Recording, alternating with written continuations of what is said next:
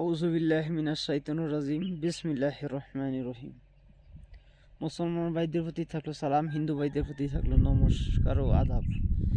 তো আজকে যে বিষয়টা আমি আপনাদের মাঝে দেখাইতে চাইতেছি অথবা বলতে চাইতেছি, দেখেন, মূলত আমি আসছিলাম পাহাড়ের ভিতরে, এখানে প্রস্রাব করতে আসছি। আসার পর দেখি, এই দেখেন আপনারা, এটা হচ্ছে হেজা কাঠা, কেউ বলে সজারু, কেউ বলে হেজা। এটা মূলত ইঁদুরের মতো দেখতে, বিড়ালের সমপরিমাণ হয়। তো এটার রাস্তা কিন্তু এদিক দিয়েই আছে, ঠিক আছে। দেখেন, এদিক দিয়ে সবসময় যাওয়া আসা করে একটা রাস্তা পড়ছে। তো মূলত আমি যখন এখানে আশেপাশে নজর করে দেখলাম, দেখার পরে আমি দেখি যে এখানে একটা গর্ত আছে। দেখেন, এই যে গর্তটা দেখতে পাইতেছেন, মূলত এটাই কিন্তু আপনার হেজা কাটার বসবাস বা সজারুর বসবাস। দেখেন, আশেপাশে কিন্তু আরও অনেক কাটা পড়ে রয়েছে, ঠিক আছে। এই যে একটা আপনারা দেখেন, আমি আপনাদের দেখাইতেছি। এই যে একটা, এই যে মূলত এটাই কিন্তু তার মানে বসবাসের জায়গা। এই দেখেন, তো এই হেজা কাটাতে কি করে কাজ করে? এই হেজা কাটাতে আপনার বশীকরণের কাজও করা যায়, বিশেষ করে বিচ্ছেদ এবং বানের কাজে কলম হিসেবে ইউজ করা হয়। এগুলো আমি অনেকগুলো সংগ্রহ করছি। আপনাদের যাদের হেজা কাটা অথবা সজারুর কাটা দরকার, তারা আমার সাথে যোগাযোগ করবেন। আর এগুলা মূলত পাহাড়ের ভিতরেই থাকে, নিরিবিলি স্থানে থাকে।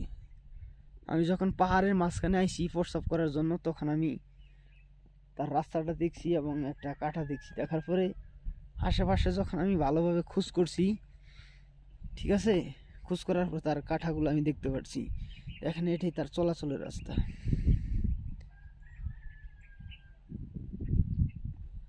আর এটাই হচ্ছে সেই গর্ত। এই গর্তের মধ্যেই কিন্তু সে বসবাস করে। এই গর্তের ভিতরে এখনো আছে। যদি আপনাদের কারোর হেজা কাঠা অথবা এই সজারুর কাঠার প্রয়োজন হয়, আমার সাথে অবশ্যই যোগাযোগ করতে পারেন। আর এগুলা কিন্তু কলম হিসেবে ইউজ করে, ঠিক আছে।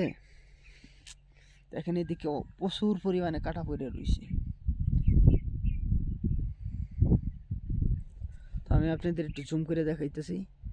দেখেন, এই সেই গর্ত, এই গর্তেই ওই সজারু অথবা হেজা কাটা যেটাই বলে না কেন থাকে। আশেপাশে কিন্তু অনেক কাটা পড়ে রয়েছে। দেখেন, আমি আপনাদের জুম করে দেখাই দিতেছি, ঠিক আছে। এই দেখেন, তো যদি কারোর প্রয়োজন হয় আমার সাথে অবশ্যই যোগাযোগ করবেন। আমি আপনাদের ইনশাল্লাহ দিতে পারবো, সমস্যা নেই।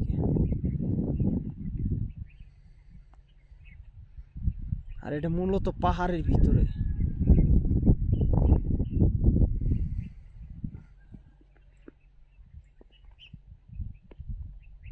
চারিদিকে পাহাড় আর পাহাড়, জঙ্গল। এরা নিরিবিলি স্থানেই বসবাস করে।